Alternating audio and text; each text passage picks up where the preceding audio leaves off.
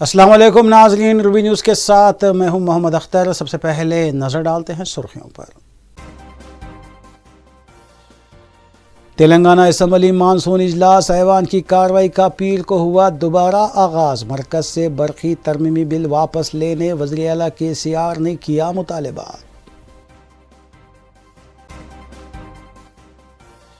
पुराने शहर में बरकी मसाइल को हल करने के सिलसिले में मजलिस रुकन असम्बली अहमद बलाला ने हुकूमत को तवज्जो मबदूल करवाई।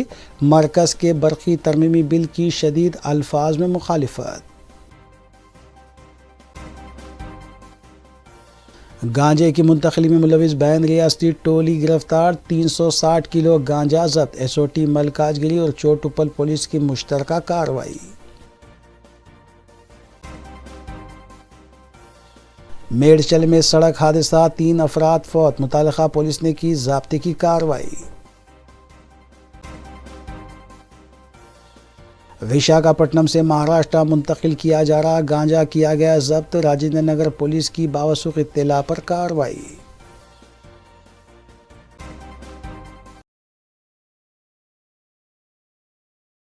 अब खबरें तफसील से। तेलंगाना असम्बली के मानसून इजलास का 12 सितंबर को दोबारा आगाज़ हुआ। वज़ीर आला तेलंगाना के चंद्रशेखर राव ने ऐवान में बयान देते हुए मरकज़ी हुकूमत पर शदीद तनक़ीद की, जबकि मजलिसी रुकन असम्बली अहमद बलाला ने भी ऐवान में हुए मुबाहिस में हिस्सा लिया। ऐवान की कार्रवाई पर देखेंगे ये मुख्तसर रिपोर्ट।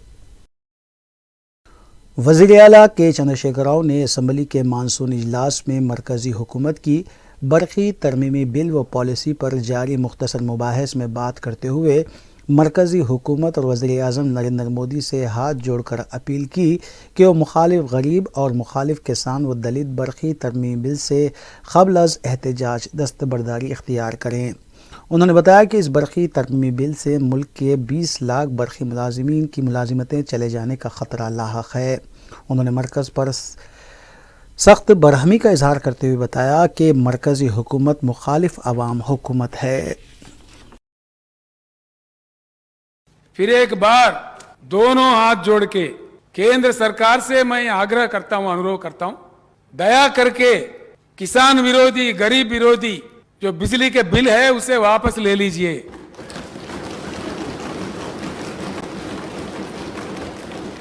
आपका तानाशाही तरीकों से राज्य सरकारों को मत सताइए, बिजली घरों को चलने दीजिए।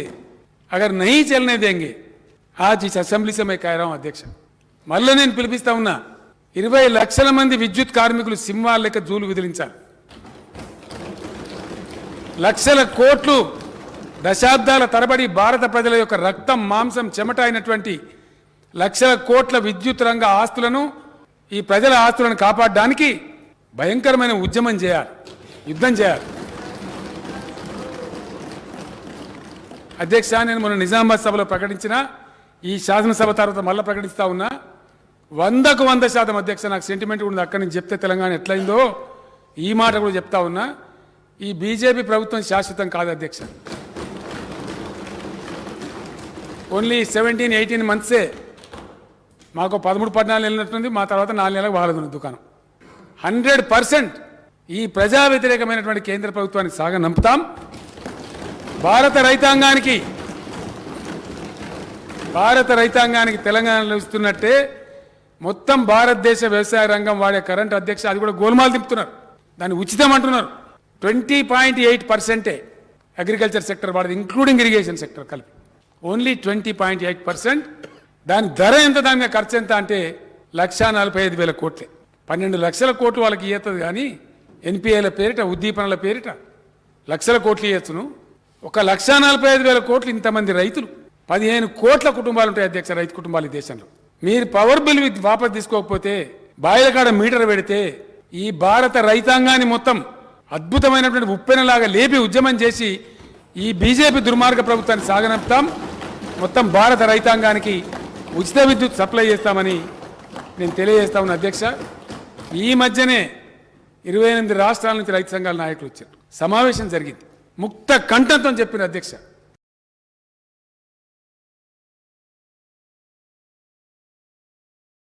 CLP قائد بھٹی وکرمارکا نے اسمبلی میں جاری مختصر مباحث میں حصہ لیتے ہوئے بتایا کہ کانگریس مرکز کی برقی ترمیمی بل کی مخالفت کر رہی ہے اور ریاستی حکومت کی جانب سے پیش کی جانے والی قرارداد کو متفقہ طور پر منظور کرنے میں مکمل تعاون کیا جائے گا۔ انہوں نے بتایا کہ کانگریس نے راجشیکھر ریڈی کے دور اقتدار میں کسانوں کو مفت برقی سربراہ کرنے کا آغاز کیا تھا۔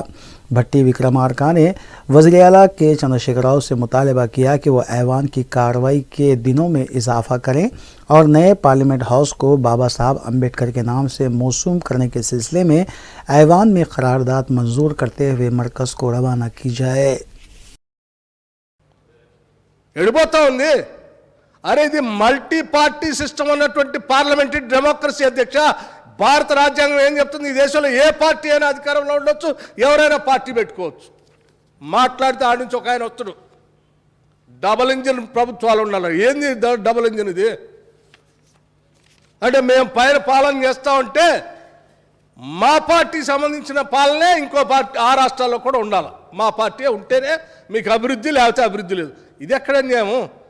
అంటే మీ పార్టీకి సంబంధించినటువంటి ప్రభుత్వాలు ఆ రాష్ట్రాల్లో లేకపోతే కేంద్ర ప్రభుత్వంలాగా పాలన చేయలేదా?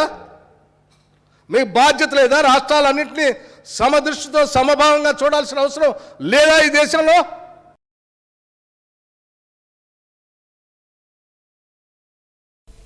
مجلس اتحاد المسلمین کے رکن اسمبلی احمد بلالہ نے تلنگانہ اسمبلی کے مانسون اجلاس میں مرکزی حکومت کی برقی ترمیمی بل پر جاری مختصر مباحث میں حصہ لیتے ہوئے بتایا کہ مجلس اتحاد المسلمین مرکزی حکومت کی ہر مخالف عوامی دشمن پالیسی کے خلاف ریاستی حکومت جو بھی اقدامات کرے گی اس کی تائید کرے گی۔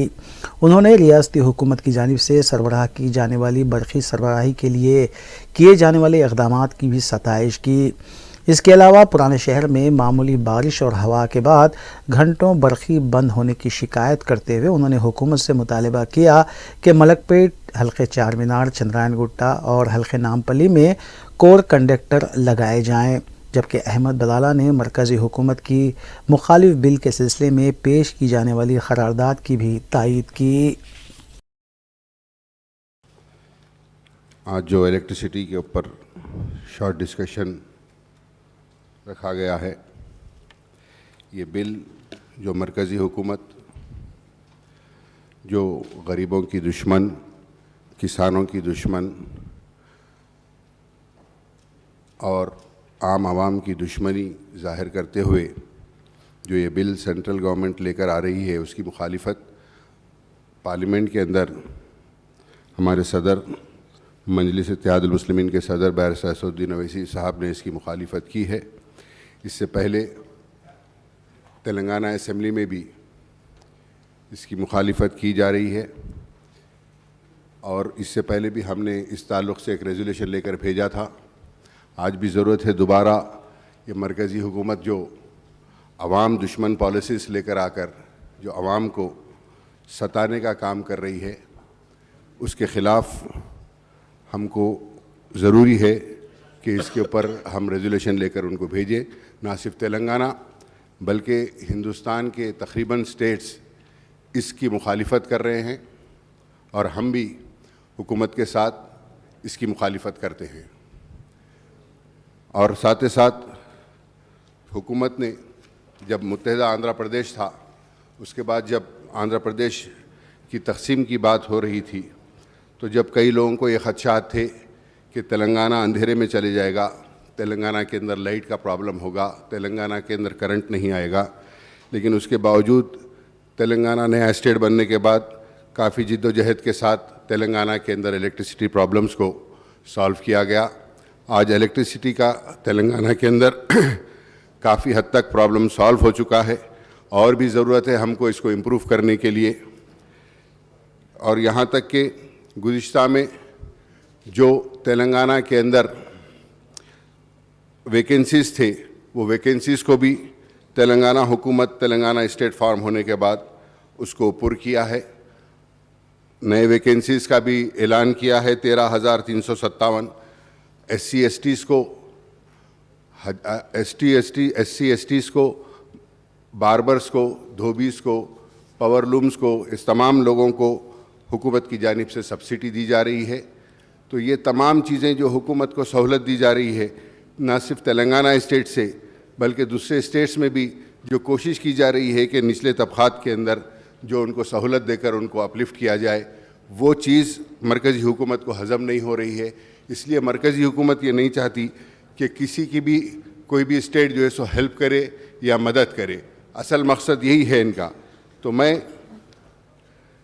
اور اس بل کے تحت یہ ڈسکشن کے تحت حصہ لیتے ہوئے اس کے اندر یہ بھی کہوں گا کہ ایسے جو بھی عوامی دشمن پالیسیز جو مرکزی حکومت لے کر آ رہی ہے ان کے خلاف ہم سب کو کھڑا ہونا ہے, اس کے خلاف ہم کو کام کرنا ہے, ہم کو متحد ہو کر اس کی مخالفت کرنا ہے. اور اسپیکر صاحب, میں آپ کے ذریعے حکومت سے یہ بھی کہوں گا کہ الیکٹریسٹی ڈپارٹمنٹ کے اندر حکومت نے کافی حد تک کام کیا ہے, لیکن میں یہ نہیں کہوں گا کہ مکمل کام ہو گیا. کافی حد تک کام کیا ہے اور کام ہونا باقی ہے. لیکن جو خدشات جو عوام کے اور پوری دنیا سب کے ذہنوں میں جو خدشات بٹھا دیے گئے تھے کہ تلنگانہ بننے کے بعد تلنگانہ اندھیرے میں چلا جائے گا, تلنگانہ کے اندر پانی کا پرابلم ہو جائے گا, کرنٹ کا پرابلم ہو جائے گا, لائٹ کہاں سے لائیں گے. لیکن آج میں یہ یہاں پر فخر کے ساتھ کہتا ہوں کہ جو حالات متحدہ ریاست میں تھی پاور کے تعلق سے, آج تلنگانہ بننے کے بعد اس سے کافی بہتر حالات آج ہماری پاور کے تعلق سے تلنگانہ کے اندر ہے. اور میں یہ بھی کہوں گا کہ پاور کے اندر تو گورنمنٹ نے, حکومت نے کافی حد تک کافی کام کیا ہے. کئی سب اسٹیشن بنائے گئے ہیں اور کئی ضرورت ہے. میں آپ کے ذریعے حکومت سے یہ کہوں گا کہ ہمارے پاس کے جو مسائل ہے وہ مسائل بھی میں حکومت کے سامنے رکھنا چاہوں گا کہ پرانے شہر کے اندر, چاہے وہ چندرائن گٹا کانسٹیٹنسی ہو یا ملک پیٹ کانسٹیٹنسی ہو, چار مینار ہو یا خودپورہ ہو, بہادر پورہ ہو یا نامپلی کانسٹیٹنسی ہو, سب کے اندر ایک ہی مشترکہ سب کا ایک پرابلم ہے اسپیکر صاحب کہ تھوڑی بھی ہوا چلتے ہی لائٹ جو ہے سو گھنٹوں بند ہو جاتی ہے. ہم نے اس سے پہلے بھی نمائندگی کی ہے کہ ہم کو وہاں پر تمام ایریاز کے اندر کور کنڈکٹرز کی ضرورت ہے. سی ایم صاحب نے ملک پیٹ کے اندر سی ایم صاحب کے پاس گزارش کرنے کے بعد ملک پیٹ کے اندر بھی آپ نے کروڑوں روپے سے ایک سب اسٹیشن سینکشن کیا. ہر ایریا کے اندر چاہے چندرائن گٹا ہو یا خودپورہ ہو, چار مینار ہو, ہر جگہ سینکشنز ہو رہے ہیں, لیکن مینٹیننس کی طرف سے یہ پرابلم ہو رہا ہے. تو میں آپ کے ذریعے حکومت سے یہ کہوں گا کہ ہمارے کو اولڈ سٹی کے اندر کورڈ کنڈکٹرز دیجئے تاکہ وہاں کے جو پرابلم, تھوڑی بھی بارش کے اندر جو پرابلم ہو رہا ہے تمام کانسٹیٹنسیز کے اندر, ہم نے سی ایم ڈی صاحب کو بارہا کہا ہے کہ ہم کو کورڈ کنڈکٹرز کی ضرورت ہے, وہاں پر کور کنڈکٹرز دیے جائیں تاکہ ہمارے جو پرابلمس ہے وہ پرابلمس کا سلیوشن ہو سکے. 24 hours naan stop power government دے رہی ہے, آج نان سٹاپ پاور گورنمنٹ دے رہی ہے, لیکن یہ مینٹیننس ورک اور یہ ورک کی وجہ سے آج ایک بار جو تھوڑی ہوا کے اندر بھی کرنٹ جاتا ہے تو گھنٹوں اس کو ریپلیس کرنے کے لیے لگ جاتے ہیں. میں آپ کے ذریعے یہی کہوں گا کہ چندرائن گٹے کے اندر, بابا نگر کے اندر ایک کنسٹرکشن اوپن لائن کو ٹچ ہونے کی وجہ سے ایک لیبر مر گیا تھا due to short circuit of open line in 11 kV. Wires in the cable feel down on ساس کلیکشن کلاتھ شاپ اور پوری کی پوری دکان جل گئی اس کی. تو میں الیکٹریسٹی کے اوپر ہم نے جتنا کام کیا ہے اس کی کوئی مثال نہیں ملتی. ہم نے جو جتنا پاور دے رہے ہیں آج, حکومت جو پاور دے رہی ہے اس کی کہیں مثال نہیں ملتی, لیکن اس کو میسر بنانے کے لیے ضرورت ہے کہ اس چیزوں کی ہم بھرپائی کریں, اس چیزوں کی جو کمی ہے ہمارے پاس آج یہ چیزوں کی بھرپائی کریں.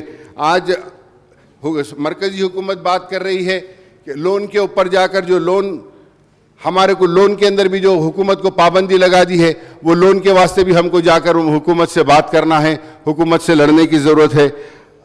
یہ بل اسٹینڈنگ کمیٹی کو بھیجا گیا ہے, میں امید کرتا ہوں کہ تمام اسٹیٹس مل کر اس کے خلاف یہ بل جو مرکزی حکومت لے کر آ رہی ہے اس کے خلاف جب کھڑے ہوئیں گے تو انشاءاللہ مرکزی حکومت اس کے اندر کامیاب نہیں ہوگی. اور اس کے ساتھ ساتھ میں یہ بھی کہوں گا کہ چار مینار کانسٹیٹنسی کے اندر اور نامپلی کانسٹیٹنسی کے اندر سب کے لیے سب کو ضرورت ہے کور کنڈکٹرز کی اور انڈر گراؤنڈ کیبلز کی. نیو سب اسٹیشن کاروان محبوب کالونی میں چاہیے, مہدی پٹنم ایریا کے اندر ट्रांसफार्मर्स चाहिए, तमाम कॉन्स्टिट्यूंसियों के अंदर ट्रांसफार्मर्स चाहिए, और एग्जिस्टिंग ट्रांसफार्मर्स जो 100 kVA के डाले थे पहले, वो अब काफ़ी नए हो रहे हैं, उसको एनहांस करने की ज़रूरत है। मैं आपके ज़रिए हुकूमत से यही कहूँगा कि हमने करंट का मसला तो तेलंगाना के अंदर सॉल्व कर दिया, मेंटेनेंस के कामों के लिए तकलीफ हो रही है, मेंटेनेंस के काम हमको करने की ज़रूरत है। चार मीनार के अंदर सबस्टेशन के अंदर बार सबस्टेशन ट्रिप हो जाता है, एक नए सबस्टेशन की ज़रूरत है।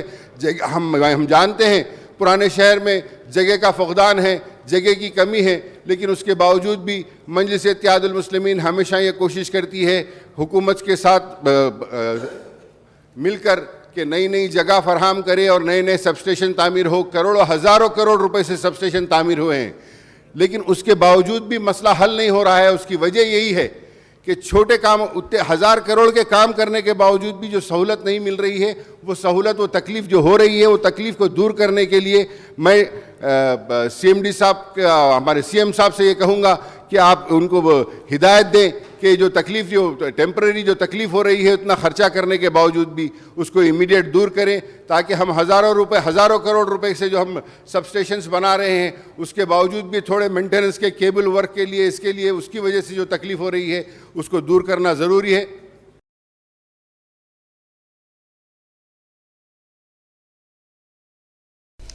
बीजेपी रुकन असम्बली रघुनंदन ने तेलंगाना असम्बली के मानसून इजलास में जारी मुख्तसर मुबाहिस में हिस्सा लेते हुए मरकज़ी हुकूमत की जानिब से पेश करदा बरक़ी तरमीमी बिल की मदाफ़ियत की।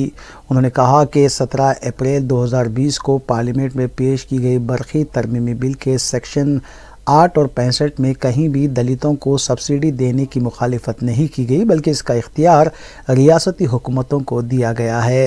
उन्होंने दावा किया कि मरकज़ में बीजेपी बरसर इख्तिदार आने के बाद वज़ीर आज़म नरेंद्र मोदी की क़यादत में मुल्क के हर देहात में बरक़ी सरबराही को मुमकिन बनाया गया है।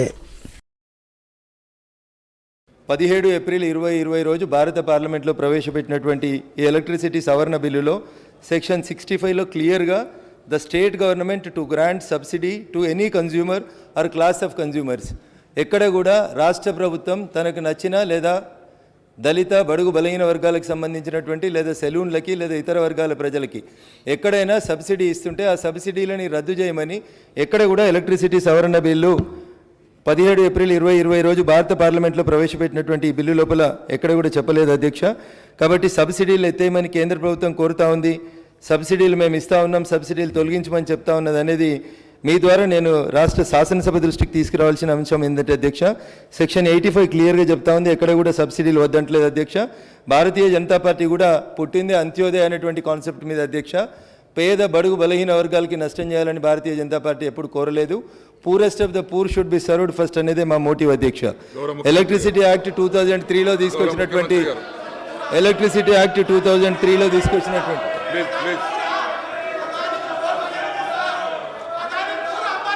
గౌరవ ముఖ్యమంత్రి గారు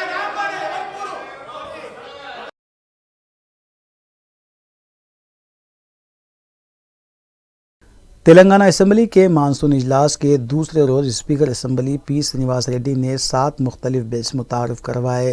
वज़ीर अफज़ाइश व मवेशियाँ टी श्रीनिवास यादव ने वज़ीर आला की जानिब से गुड्स एंड टैक्स बिल, वज़ीर IT KT रामाराव ने आज़माबाद इंडस्ट्रियल बिल, वज़ीर बल्दी नज़्म-ओ-नक्श KT रामाराव ने ही म्यूनसिपल लॉ एमेंडमेंट बिल, वज़ीर फ़ाइनेंस हरीश राव ने पब्लिक एम्प्लॉयमेंट एज, वज़ीर जंगलात इंदिरा किरण रेड्डी ने यूनिवर्सिटी फॉरेस्ट ऑफ तेलंगाना, वज़ीर तालीम सविता इंदा रेड्डी ने तेलंगाना यूनिवर्सिटी रिक्रूटमेंट और वज़ीर ट्रांसपोर्ट अजय कुमार ने Telangana motor vehicle tax bill मुतारफ़ करवाया।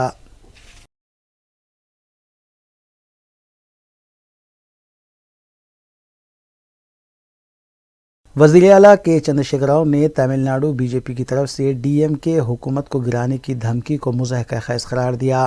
असम्बली में KCR ने कहा कि तमिलनाडु बीजेपी के सदर अन्नामलाई जो खुद अपनी सीट नहीं जीत पाए, वो DMK की स्टालिन हुकूमत को गिराने की धमकी देते हैं और वो एकनाथ शिंदे बनने की भी बात कर रहे हैं। उन्होंने कहा कि आखिर ये किस तरह की हुकूमत चलाई जा रही है। నిన్నగాక మొన్న అధ్యక్ష స్టాలిన్ గారు గెలిచారు తమిళనాడులో. ఆడో ఒక ఆయన పేరుందో, ఆయన పేరు నాకు తెలియదు, బీజేపీ అధ్యక్షుడు ఆ రాష్ట్రంలో. అమ్ముమని అన్నాడు కానీ తమిళనాడులో కూడా ఏకనాథ్ షిండే వస్తున్నాడని మాట్లాడతాడు. నువ్వే సంతానికి వెళ్ళలేదు, నువ్వు ఏకనాథ్ షిండే ఇక్కడ మనిషి. ఈ షిండే బౌండేలు ఎవరి కోసం అధ్యక్ష నాకు అర్థం కాదు. ఎవరిని బెదిరిస్తారు ప్రజాస్వామ్యంలో? ఎవరో గొంతు నొక్కుదాం అనుకుంటున్నారు? అందరూ ఒకటి అన్నారు, మీ గొంతు కొడితే మీరు ఎక్కడికి పోతారు? అసలు ఉంటారా?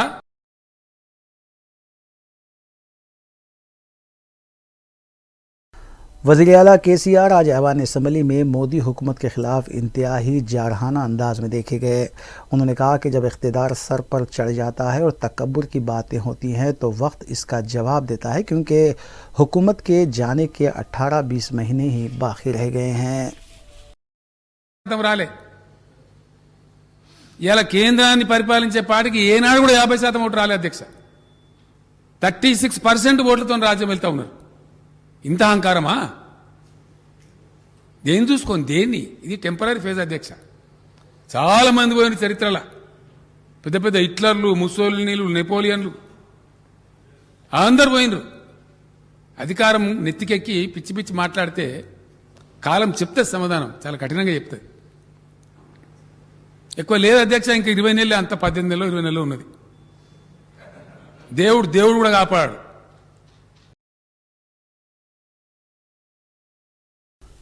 सरकारी टीचर्स ने GO 307 पर दोबारा गौर करने का मुतालबा करते हुए अपना एहतजाज दर्ज करवाया। टीचर्स ने मुतालबा किया कि GO 307 में पैदाइशी मुकाम को अहमियत दी जाए, न कि सीनियरिटी को बुनियाद बनाया जाए।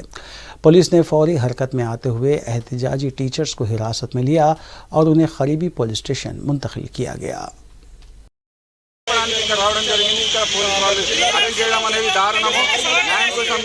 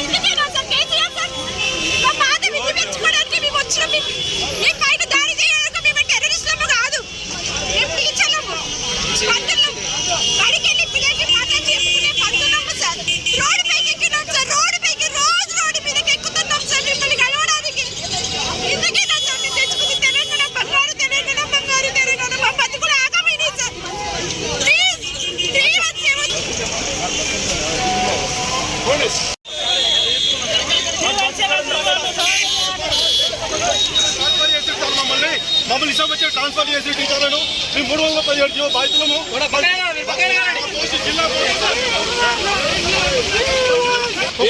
మేము. నా పేరు తిరుపతిరావు, మేము మేడ్చల్ జిల్లా మాది. మరి మమ్మల్ని అనవసరంగా ఇష్టం వచ్చినట్టు వికారాబాద్ జిల్లా ట్రాన్స్ఫర్ చేయడం జరిగింది. సుమారుగా 25,000 మంది టీచర్లు అన్యాయానికి గురైనారు. ఒకటే సీఎం గారు విజ్ఞప్తి చేస్తున్నాం, దయచేసి ఒక్క నిమిషం మాకు అవకాశం ఇవ్వండి. సీఎం గారు ఈ సంఘాలుగా तेलंगाना जन समिति ने तुलबा के मुख्तलिफ मसाइल को लेकर गन पार्क पर एहतजाज करने की कोशिश की, जिसको नाकाम बनाते हुए पुलिस ने तेलंगाना जन समिति के कारकुनों को हिरासत में लिया और मुतालिका पुलिस स्टेशन मुंतकिल किया। तेलंगाना जन समिति के कारकुनों ने फीस रीइंबर्समेंट, बेरोजगारी के अलावा गुरुकुल स्कूल में तुलबा के मसाइल को हल करने का मुतालबा करते हुए एहतजाज करने की कोशिश की।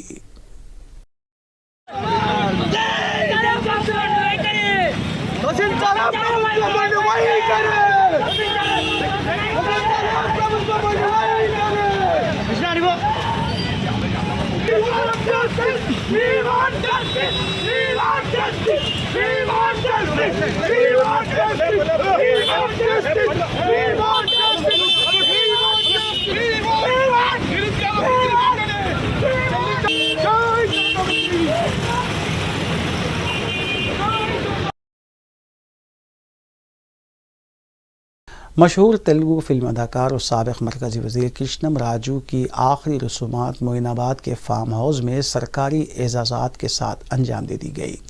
इस मौके पर कई एक तेलुगु फिल्मों की शख्सियतें भी मौजूद थीं और जिन्होंने कृष्णम राजू को खिराज पेश किया।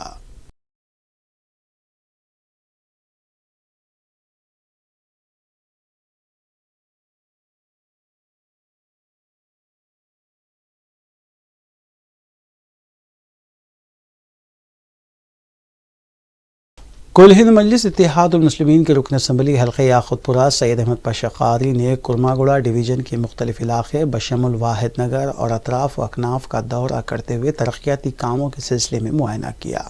انہوں نے بتایا کہ ڈرینیج اور نل کے پانی کے کنیکشن کے مسائل کو حل کرنے کے سلسلے میں GHMC اور محکمہ آب رسانی کے عہدیداروں سے نمائندگی کی گئی ہے۔ اس موقع پر ان کے ہمراہ نمائندہ کارپوریٹر کے علاوہ دیگر بھی موجود تھے۔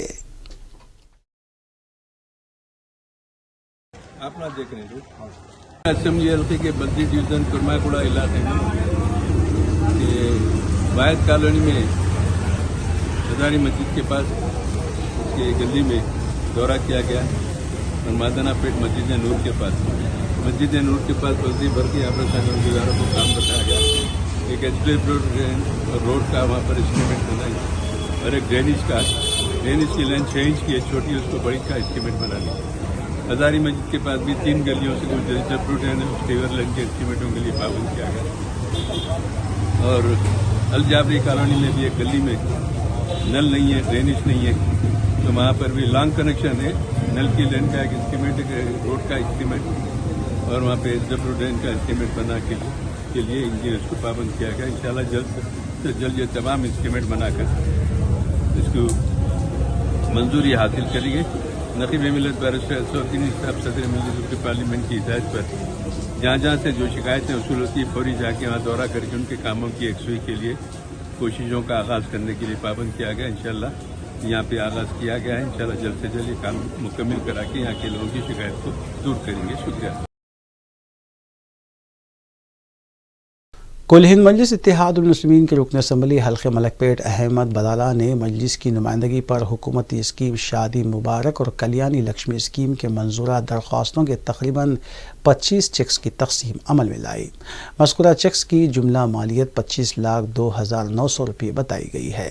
اس موقع پر امبر پیٹ منڈل آفس کے ریونیو انسپکٹر سری کانت کے علاوہ دیگر بھی موجود تھے۔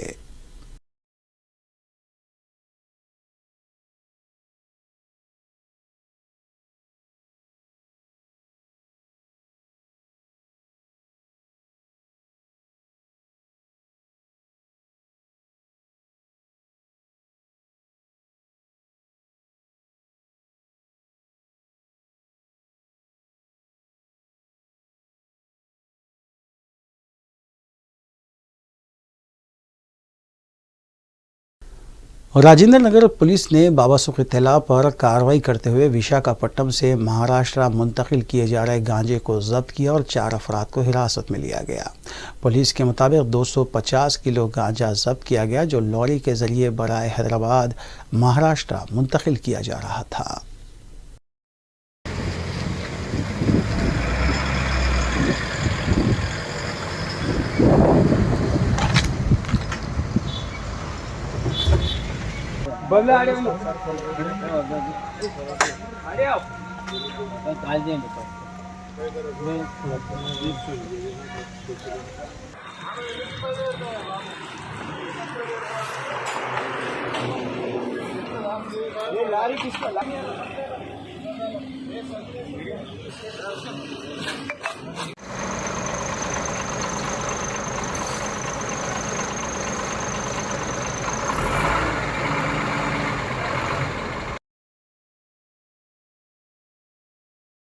SOT ملکاج گیری اور چوٹوپل پولیس نے بین ریاستی گانجے کی منتقلی میں ملوث 6 رکنی ٹولی کو گرفتار کیا ہے۔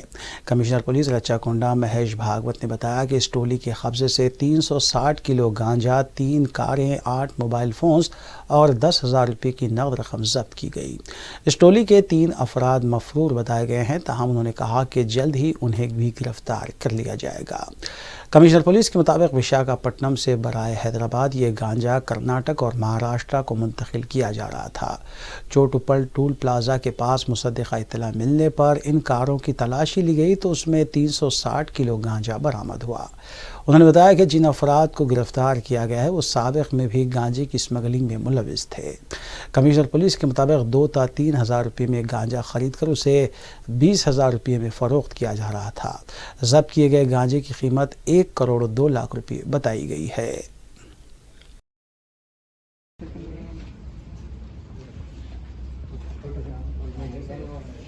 ہیلو हेलो गांजा केस में अरेस्ट किया था। उसके साथ ही मंदा सुधीर बाबू, ये गणपावरम मंडल, एलूरू डिस्ट्रिक्ट, आंध्र प्रदेश, कोटिपल्ली लोवराज, धवलेश्वरम, ईस्ट गोदावरी, आंध्र प्रदेश, मिलकुला तेजा, गणपावरम मंडल, एलूरू डिस्ट्रिक्ट, आंध्र प्रदेश, पवन मनोहर तांबुड़े, ये आजकल यहाँ हैदराबाद में बेगम बाजार में रह रहा है, लेकिन ये बिदर जिला उड़ीसा बॉर्डर से हैदराबाद तेलंगाना से होके कर्नाटका और महाराष्ट्र को गांजा सप्लाई करने वाले एक गिरोह का हमारे एसओटी मलकाजगिरी टीम और छोटूपल पुलिस ने पर्दाफाश किया है। इस टीम में 6 लोगों को अभी हमने हिरासत में लिया है और उनके पास से 360 केजी गांजा, 2 मारुति एर्टिगा कार और एक मारुति ब्रिजा कार, 10,000 रुपये नगद और 8 मोबाइल फ़ोन हमने बरामद किए हैं।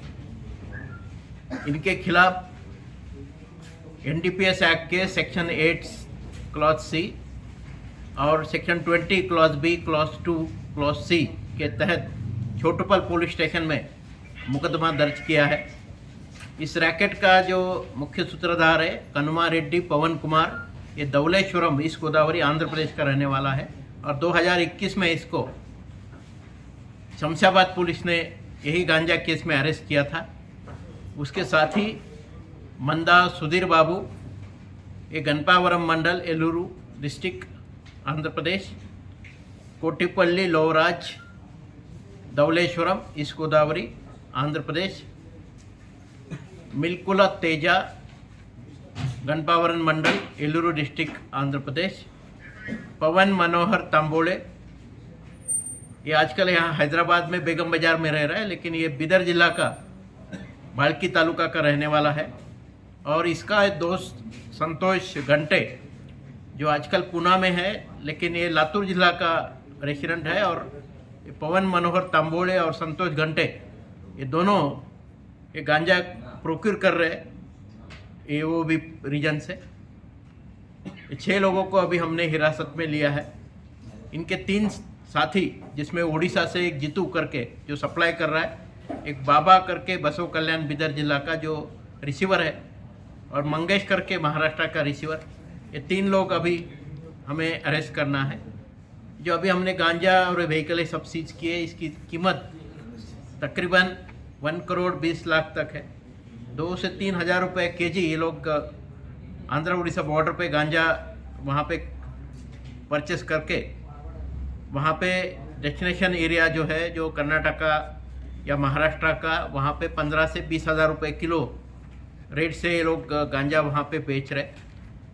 इनके खिलाफ ये कमर्शियल क्वांटिटी होने से पीडी एक्ट के तहत भी लंगरौर पुलिस स्टेशन के हुदूद में वाक़े ओमेगा हॉस्पिटल के करीब गुज़िश्ता रात देर गए एक शख्स का कत्ल कर दिया गया। खून में लथपथ नाश को देखकर मुकामी अवाम ने पुलिस को इत्तला दी और ऑटो के ज़रिए लाश को हॉस्पिटल मुंतकिल किया गया। मक़तूल की शिनाख्त 38 साला गोलकुंडा के साकिन शेख फरीद की हैसियत से की गई है। बताया जा रहा है कि कत्ल की वारदात लंगरौर पुलिस स्टेशन के करीब ही पेश आई है। पुलिस ने सिलसिले में केस दर्ज किया है, जबकि कत्ल के पसे पर्दा मुहरिकात का पता नहीं चल पाया।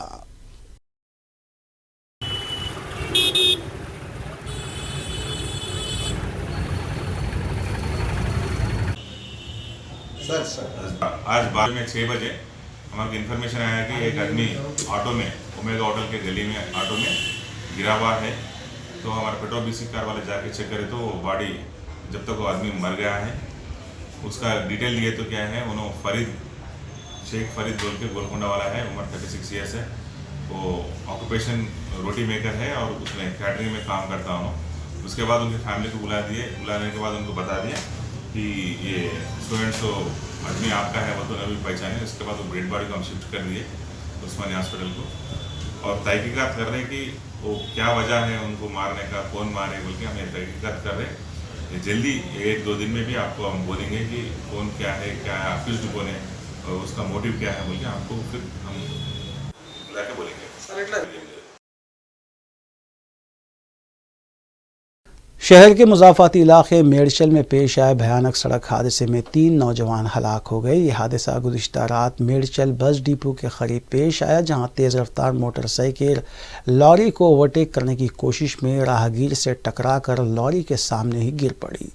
इस हादसे में 3 अफराद बशमूल एक खातून बरसर मौका हलाक हो गए।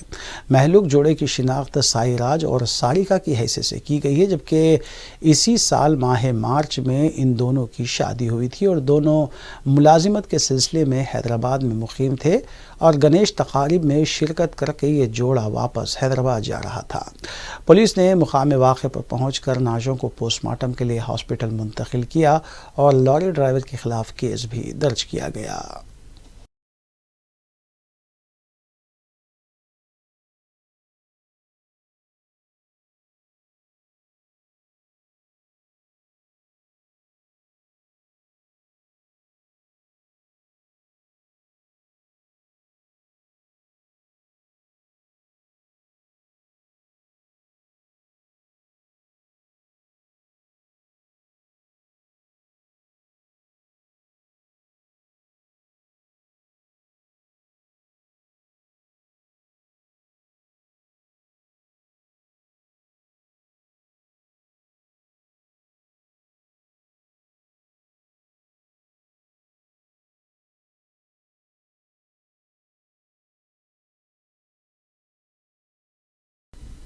तेलंगाना अक़लियती अक़ामती स्कूल्स की जानिब से ज़िलेवारी अदबी मुक़ाबले बउनवान स्पार्क फेस्ट 12 और 13 सितंबर को मुनक़िद किए जा रहे हैं।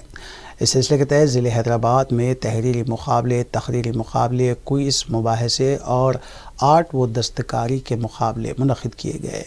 Junior college Bahadurpura girls 1 campus में मुक़ाबले मुनक़िद किए गए। तकरीबन 41 स्कूल के 900 तलबा ने मुख्तलिफ़ मुक़ाबलों में शिरकत की। इस मौके पर मुख्तलिफ़ स्कूल्स प्रिंसिपल्स के अलावा असातिज़ा भी मौजूद थे।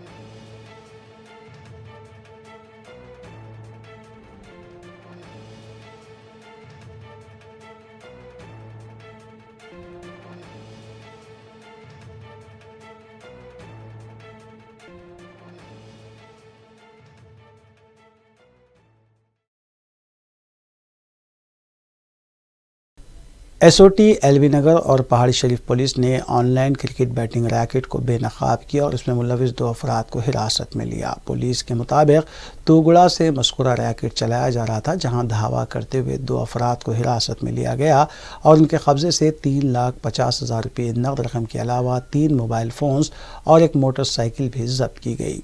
इस रैकेट में मुलविस गुजरात के मुतवत्तिन असल बुकी के खिलाफ भी केस दर्ज किया गया है, ताहम उसकी गिरफ्तारी ताहाल अमल में नहीं लाई गई।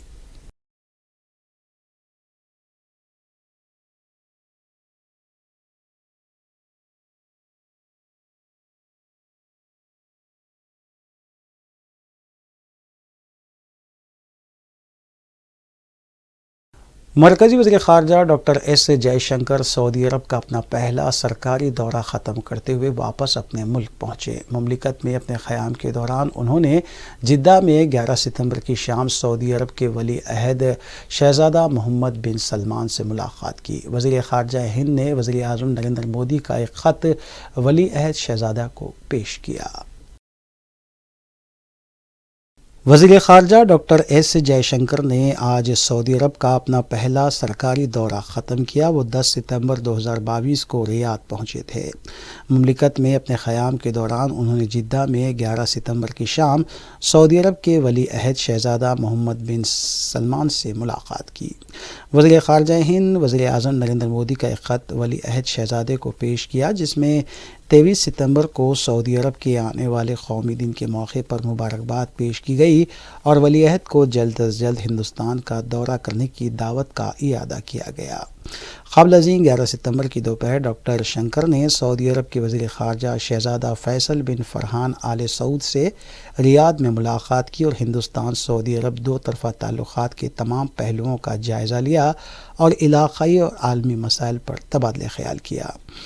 दोनों वज़रा ने हिंद सऊदी अरब स्ट्रेटेजिक पार्टनरशिप कौंसिल के फ्रेमवर्क के तहत सियासी, सलामती, समाजी और सकाफ़ती ताउन PSSC की कमेटी की इफ्तिताही मीटिंग की मुश्तरका सदारत की। दोनों वज़रा ने सियासी, तिजारत, तवानाई, सरमायाकारी, दिफा, सलामती और सकाफ़त समेत तमाम शोबों में दो तरफ़ा ताल्लुक़ात में होने वाली पेशरफ्त का मुस्बत अंदाज में जायज़ा लिया। उन्होंने कसीरुल जहती तंजीमों बिलखुसूस G20 में दोनों ममालिक के दरमियान ज़्यादा से ज़्यादा हम आहंगी पर भी तबादला ख़याल किया। वज़ीर ख़ारजा हिंद ने खलीजी ताउन कौंसिल GCC के सेक्रेटरी जनरल से मुलाकात की। डॉक्टर नायब फलाह मुबारक अल हजरफ ने 10 सितंबर को हिंदुस्तान GCC ताल्लुक़ात पर तबादला ख़याल किया।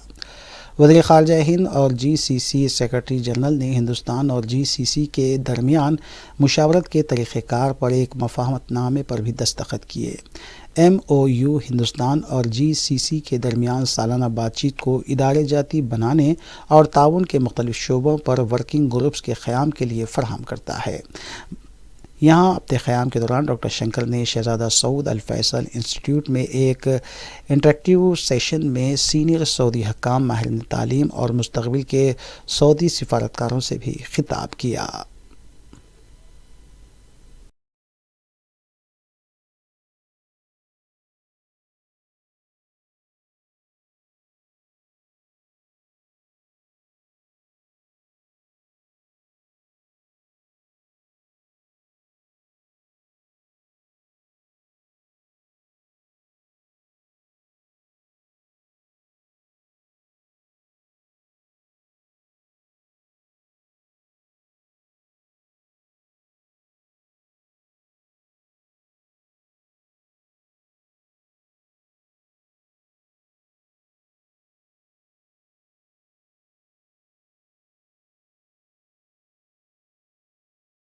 आखिर में सुर्खियाँ एक बार फिर।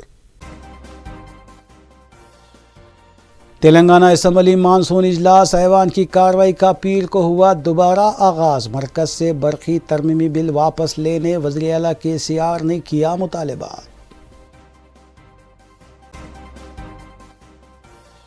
पुराने शहर में बरक़ी मसाइल को हल करने के सिलसिले में मजलिस रुकन असम्बली अहमद बलाला ने हुकूमत को तवज्जो मबदूल करवाई। मरकज़ के बरक़ी तरमीमी बिल की शदीद अल्फाज में मुखालिफत। गांजे की मुंतकली में मुलविस बैन रियासती टोली गिरफ्तार। 360 किलो गांजा जब्त। SOT मलकाजगिरी और चोटुपल पुलिस की मुश्तरका कार्रवाई। मेडचल में सड़क हादसा, 3 अफराद फौत। मुतालिका पुलिस ने की ज़ाब्ते की कार्रवाई। विशाखापट्टनम से महाराष्ट्र मुंतकिल किया जा रहा गांजा किया गया जब्त। राजेंद्र नगर पुलिस की बावसूख इत्तला पर कार्रवाई।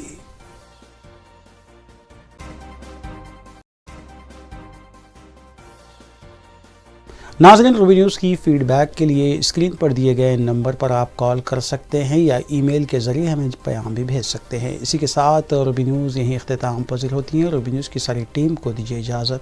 अल्लाह हाफ़िज़।